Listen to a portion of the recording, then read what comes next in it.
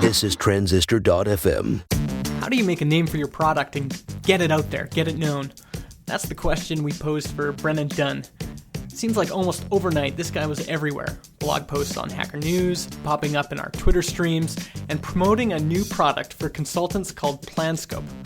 In this episode, we delve into how he made this happen. We asked him how he got his start in products, how he promoted himself, and what does Latin have to do with all of this? Stay tuned. Hey everybody, this is Product People, a podcast focused on great products and the people who make them. My name is Justin Jackson, and I'd like to say hello to my co-host, Mr. Kyle Fox. How's it going, Kyle? Pretty good. How about you? I'm doing well. I've gotten a few ski days in the last couple of weeks.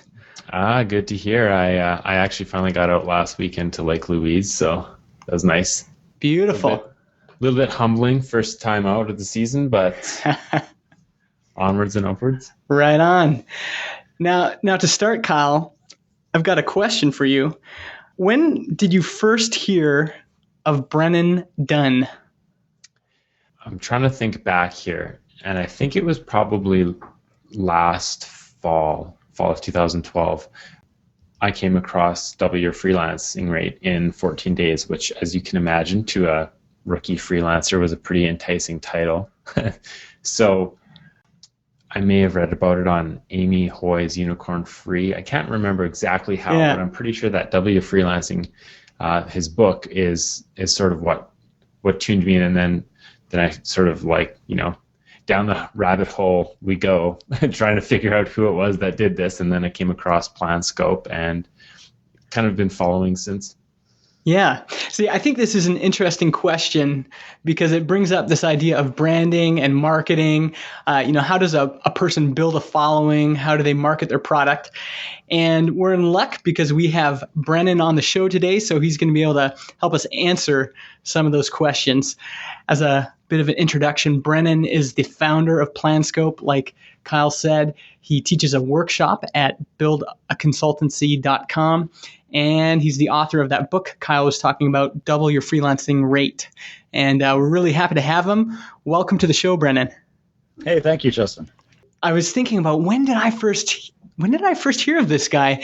And again, I think it was through Amy Hoy, and it was one of her emails or a blog post about 30 by 500. And I think that you were one of her examples of, here's someone that's come through the program. So it'd be good to talk about that. So usually what we do, Brennan, I'm not sure if you've heard any of our previous episodes, but generally what we do is we kind of spend the first little bit kind of getting to know you as a person. So tell us a bit about yourself, where you come from, what you were doing before this, and how you kind of got into where you are now. Sure. So I guess I can start from maybe college. I went to a school called St. John's College. I was studying the classics in Greek and Latin and fun things like that. And so I was going there, and I always was interested in technology. I'd always kind of dabbled in development. In high school, I was hacking on PHP and Perl scripts, and even as a kid, my parents had an Apple IIe, and I was just playing with BASIC. And but I never wanted to go to school for that. I never wanted to make my hobby or my passion be my career. So I figured I'd be this classics professor or something, and who happened to run Linux on the desktop at night.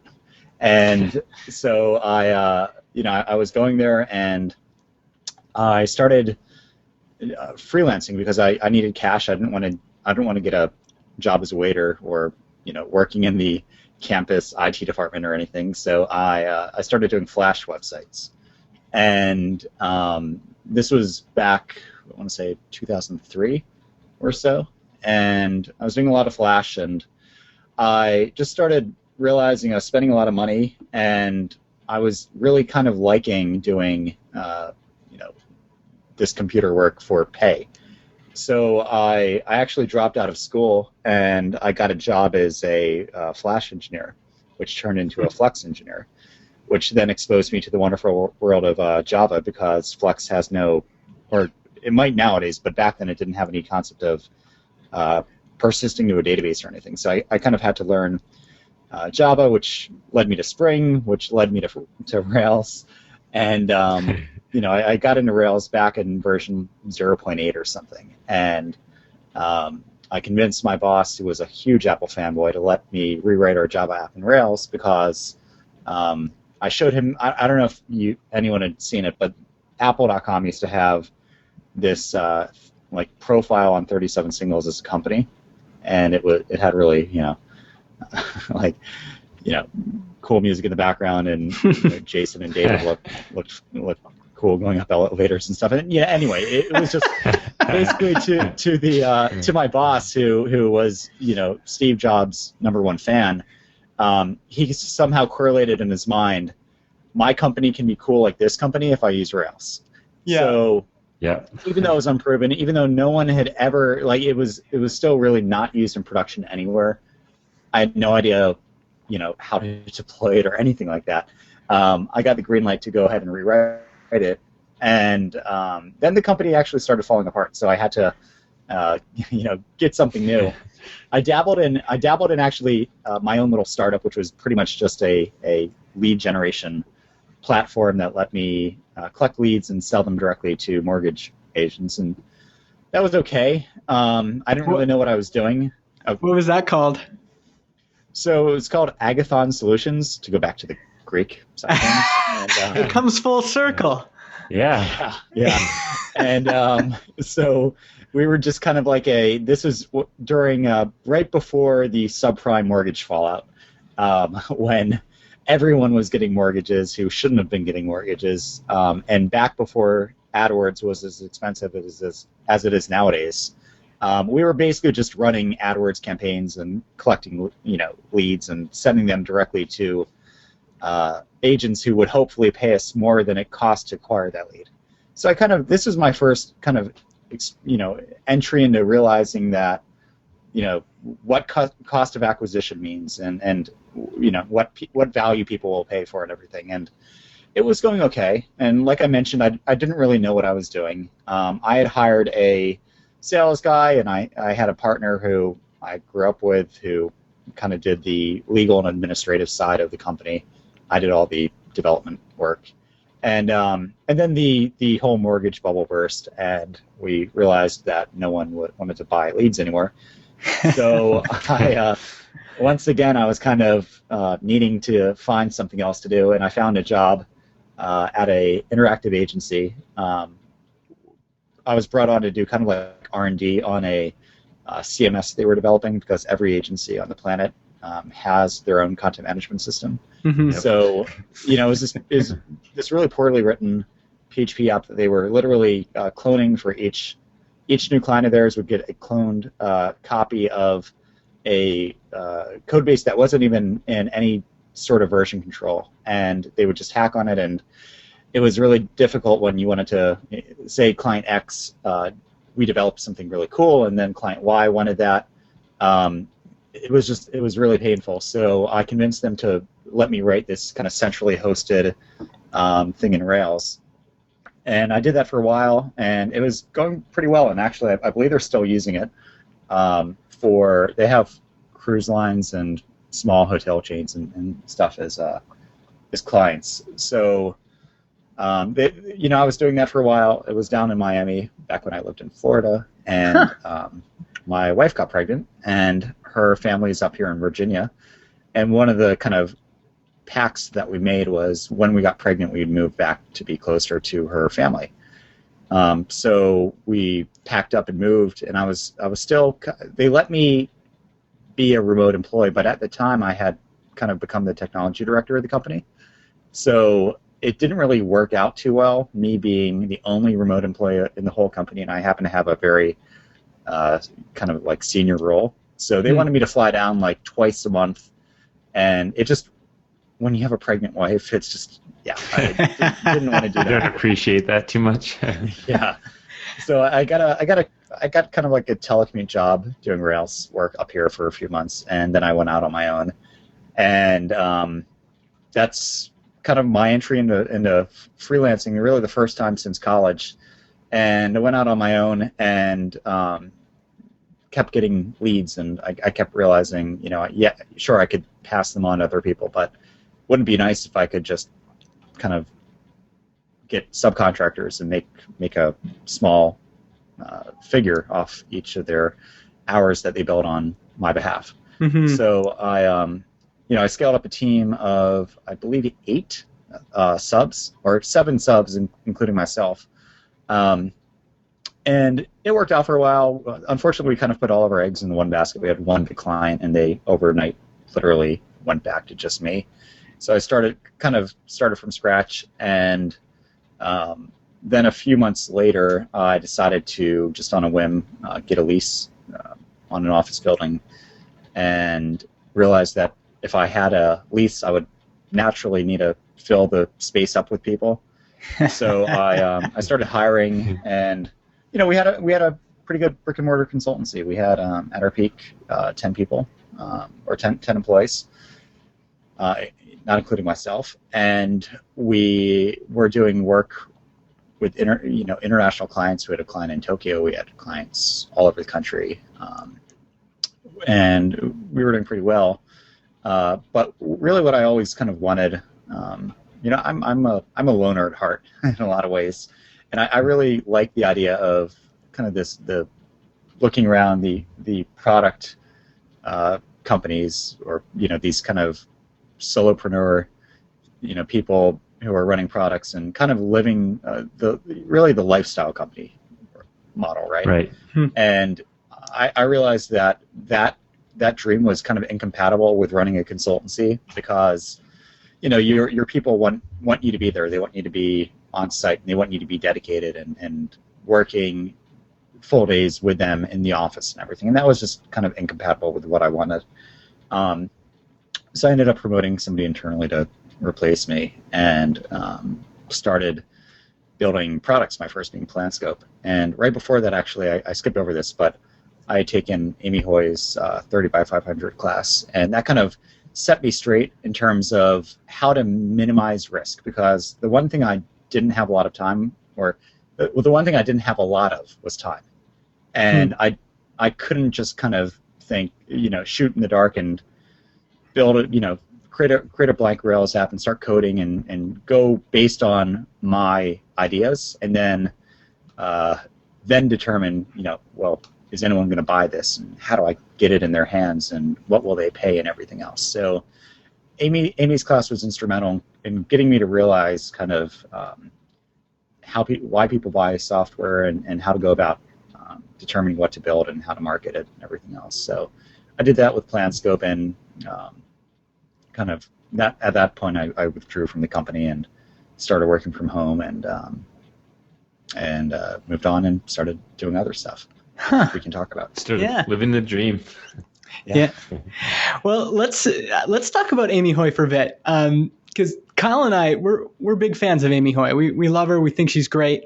But there's a part of her message that I kind of struggle with a little bit, and that's this. I think along the lines of what you're talking about. So I understand that not all product ideas are good ideas, and I also I can understand this idea of minimizing the time you have between nothing and a profitable idea. So Amy has this idea of targeting a community you're already a part of, and looking for pain in that community. So if you're a design dev, target the design dev market. If you're a consultant, target the consultant market. And that's different than how I've seen folks like EP11 build his business with Appointment Reminder. He targeted a market that wasn't really his community, and he seems to be doing quite well. So I'd like to just, as someone that's gone through her class and built a business kind of on that philosophy, what's your take on that?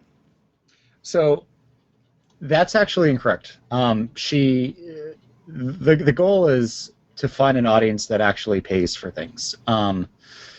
And that doesn't, while I happen to be a freelancer, therefore I built a a suite of products for freelancers. That doesn't necessarily mean that that's what I should have done. Really, what the goal is to, like I mentioned, find people that pay for things. So, Patrick found people who pay for things. People who have businesses and are losing money due to missed appointments. Yeah. I think, even if you were to ask Patrick, I think he would tell you that teachers notoriously are people who typically do not pay for things, and that's why, he hasn't had a runaway success, or it wasn't easy for him with Bingo Card Creator to really make a lot of money, and I think that's why he's, and I've heard him many times say it's hard to sell to teachers, and likewise I have from my own personal experience. I've tried to sell back in the day. I kind of dabbled with selling like a electronic menu system to restaurants. Restaurants are really notoriously bad at buying software. So I think it's more of a target people who have. So I listened to this podcast called The Foolish Adventure, and one of the things that really struck me was they made this comparison. I was listening actually this morning on the way to drop my kid off at school. They were talking about the difference between an audience or a demographic and or what they call a cash flow, or really what we would call an audience in 30 by 500. And their example was people who own cats are not an audience, but people who buy cat furniture are an audience. So it's really just a matter of determining a group of people who share a common need and are willing to pay to get that need solved. And that usually involves businesses, because businesses tend to better value their own needs, right? So yeah, I mean, one of the, like with the class, one of the first things a new student will do is investigate info marketers and people like that to see what we could build for them. And 90% of people who take her class probably would not identify themselves as the kind of people who would hang out at the Warrior forums and other info marketing yeah sites. yeah. So I think that kind of leads into another question that I had, which was a little while ago you wrote a fairly well-known blog post called "Why I Gave Up $1 Million Consultancy," and in that you said, I'm just going to read a short passage here. I had done my homework and was 100% confident when writing my first line of code that it would be successful. I had put my ear to the ground and listened to what people who build projects for clients struggled with and flipped their pain points around. So you're kind of like, I guess Planscope is sort of built for this audience that you're a part of, but how did you actually go ahead and do this, and how did you get 100% confident that Planscope was going to be successful? Sure. So, I talked earlier about how I dabbled in kind of the failed product stuff before, right? I was building I saw companies like Airbnb who were wildly successful, and I thought, wouldn't it be great if there was an Airbnb but for homemade meals? And honestly, I see variations on this pop up all the time. And the idea was Airbnb for homemade meals? Yeah, so if you want to find so I live in the suburbs of southeastern Virginia, and there's really no good Thai or Indian food anywhere. But I see ethnic Indian families, and therefore I imagine that they must have some really awesome homemade meals.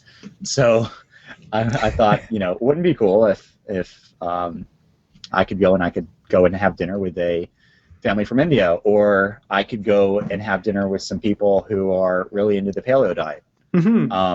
So it's kind of like So I love this idea. It's making me hungry. So I had this what I thought was a grand idea, but honestly no one had ever asked for it. No one had ever said that this was a pain point of theirs, and things like this can work. It's just more of a lotto ticket because you really need to have the stars align, and you usually need to have a lot of money behind you to promote it and get it. I mean, the problem with any marketplace is, okay, so let's say you have a lot of providers. Well, then you need to make sure that there are people who are willing to eat their food, in the same geographic area as them at the right time. So, if you list yourself as having a delicious, authentic Indian meal coming up next Friday, and no one buys it, well, chances are you're not going to come back because you had a really bad first run experience. So it was just a lot of things. I wasn't even thinking about the business end of things. I thought about the cool end of things, frankly. And the difference with something like Planscope was what I did. And this comes straight out of the 30. I mean, none of this is original to me. It just comes out of Amy's playbook, really. Is I just started going through internet forums that freelancers and consultants, hung out at, and the overarching theme is they keep talking about the same stuff over and over and over. Like if you go back in time and you look at threads, there's a small group of consistent threads that keep coming up again and again. And all I really did is I looked, okay, so what are people complaining about? And I saw that people were complaining about, their clients being very unclear about how something as simple as billing for time works, or, staying transparent with their clients and getting their clients off their backs and not being micromanaged. And, the second thing, honestly, that they complained about a lot was how to charge more. So really, I mean, those were, if you look at some of the products I've done, I mean, they stem directly from my experience applied on top of the problems that I saw a lot of people having. So I knew this was an audience that had these needs. They're all business owners. They all have businesses of themselves, and most of them are used to paying for like a FreshBooks or a Harvest or something. And the idea of paying for software isn't foreign to them. So yeah, I mean, I was very confident, and I didn't make the mistake of doing this kind of stealth whatever. I built up a list. I advertised constantly to that list, or I promoted what I was doing to that list. And I pretty much had 20, 30 people who said, hey, if this is all you're telling me, if this is pretty much what you're telling me it is, you've got my business. So there was very little risk during development. Mm-hmm. So were you kind of like, did you have like an ongoing dialogue with a few sort of select customers and that help use their input to help shape the product? Or were you kind of taking everybody's, pain as a whole and sort of coming up with your own solutions for it? So I kind of already knew the core pain points that they all had, and most who had signed up for the announcement list came because they had those pain points. But one of the things that I really did was I started emailing once a week or twice, or once every 2 weeks, and just letting people know what I was doing and kind of what I was thinking. And I wasn't asking for people to dictate features. I was asking really to start conversations with people. So I would send out a mailing to my list, which at our peak, or when I launched, I think there were 300 and something people on that list. And I just started emailing them about what I was doing and kind of what I was thinking and why I was thinking that. And I would say, respond to this email and let me know what you think. Or I'd ask them a targeted, because that's very open-ended. So I would usually ask them something like, what one problem related to X have you faced with your business? Reply to this email and let me know. And so I really had a kind of an ongoing conversation while developing with my future customer base.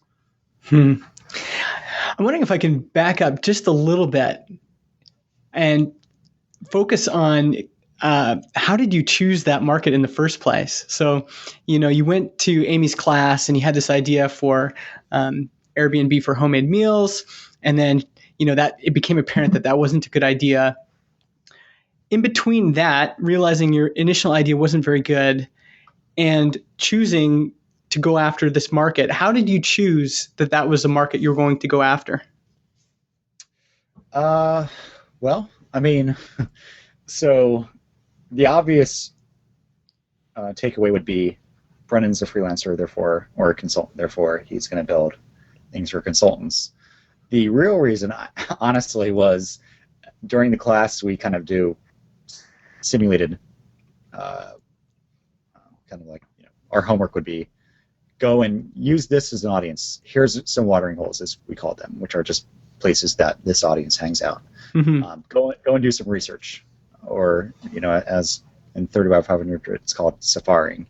So one of the assigned things for me was freelancers. So I was like, okay, I'll go research freelancers. So it just kind of inertia led me to kind of sticking with it.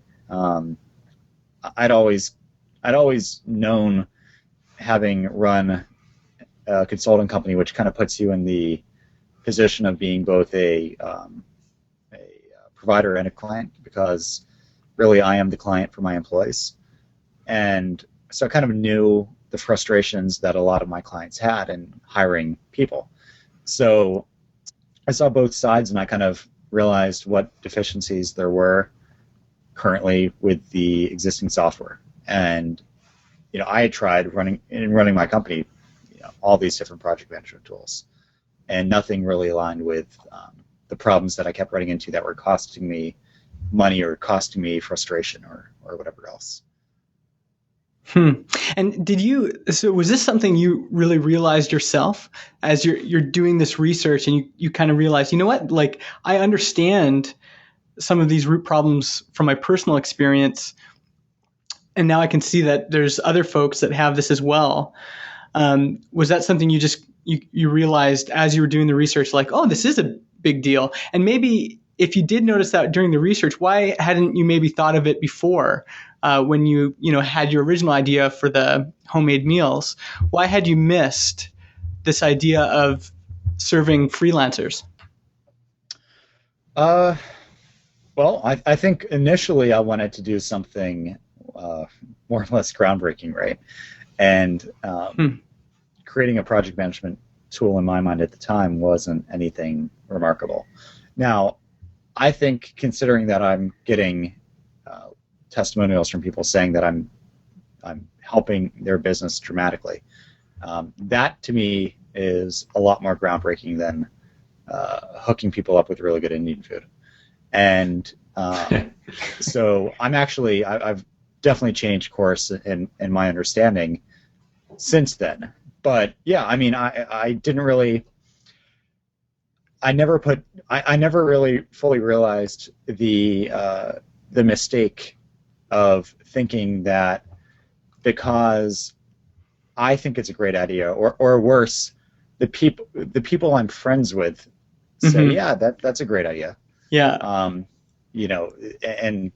using that as validation is completely incorrect. I mean, actually, when I started selling my book, before the book was even done, I was collecting pre-sales, because I knew that getting people on a list versus getting them to pay is dramatic, even if it's just $1, is dramatically different. So getting that sort of upfront payment verification, to me at least, was, or not to me at least, I think in general, is a much better way of ensuring that you're on the right track than getting people to commit who happen to be your friends. Mm-hmm. Mm-hmm. When a friend asks you, I have this idea, would you pay for it? It's really easy to say, sure, yeah. Yeah, you're not going to say it sucks. I mean, they're your friend, right? Like, you don't want to make them feel bad, even though you're probably going to save hundreds of hours of their life when you get back. So, Yeah. Yeah. Huh. And maybe just one more thing on this. If there's someone kind of sitting at home right now listening, and I think a lot of people who have a desire to build products, they're trying to think, like, what do I build? Like, what would be a good idea? Which is why sometimes I think we do grab onto those kind of that initial cool idea, because we're, it's late at night and, we're hungry for Indian food and there's nowhere to go. And then we go, wouldn't it be great if there was I could just go and get some Indian food.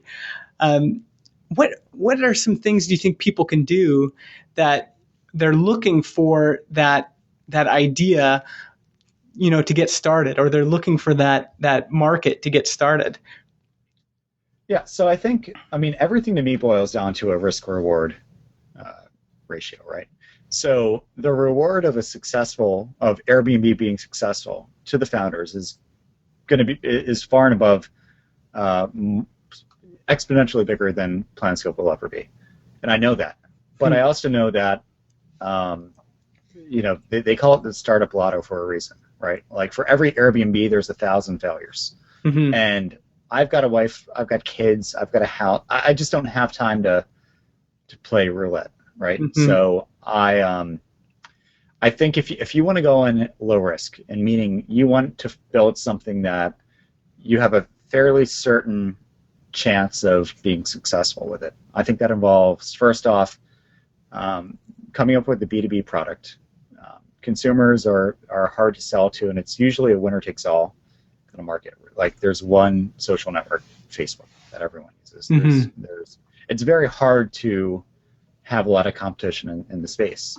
And secondly, businesses tend to, value things a lot more than consumers, because it's literally costing them money to not have something like what you're proposing. And third, to minimize that sort of risk, and this is the biggest, is I think that just means listening to what people who have a financial interest are complaining about, whether that be, oh, I'm losing money because when my appointment doesn't show up, I have a half hour of dead time that I could have been making $50 off of. Now I'm making $0. It's an opportunity cost for them. So that's what Patrick's done. With me, it's more I'm losing. Not only am I losing, or I'm risking I'm risking the fact that my client might get frustrated about the fact that they don't really know how commissioning out work works, and that could keep me from having a happy client, which could mean less repeat work from them or less referrals. So it's again, opportunity costs, and secondly, it's saving a business from, like, a consulting business from or a freelancer from needing to pick up calls during dinner time when they're trying to reclaim their life and not work, from a client who wants to know, where are we, how are we doing, how much, or what's my budget look like. That's pain killing, right? That's a pain that a lot of freelancers have. So I knew going into it that I was selling to people who have a financial interest in the outcome that the software provides or doesn't provide, and they've told me, not directly, but they've told others, and they've vocalized it online, that this was a huge issue for them. So I just kind of used that as validation, and then when I started selling it, I never really focused on the features, because the features are immaterial. I focused on what are the end benefits going to be. So if you use Planscope, what's tomorrow going to look like for you? And to do that, I kind of need to remind them what today looks like, which is clients pestering you about money, and cringing after sending an invoice and hoping that you don't get a call from a client asking, hey, where did all this money get spent? So kind of by painting that picture of today, and then really just showing, well, what if tomorrow didn't look like that for you? And that's how I sold before I had written really any, or that's how I built out my list without having built any software yet. And so that was kind of my strategy for that product and every product since. Man, I'm glad Brennan came on the show.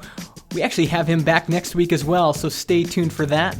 In the meantime, thank him on Twitter @Brennan Dunn.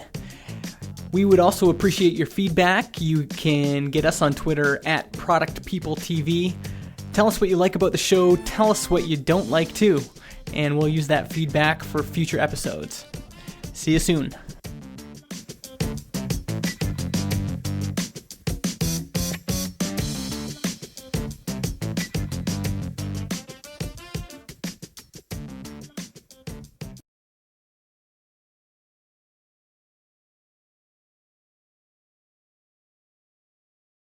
Podcast hosting is provided by Transistor.fm.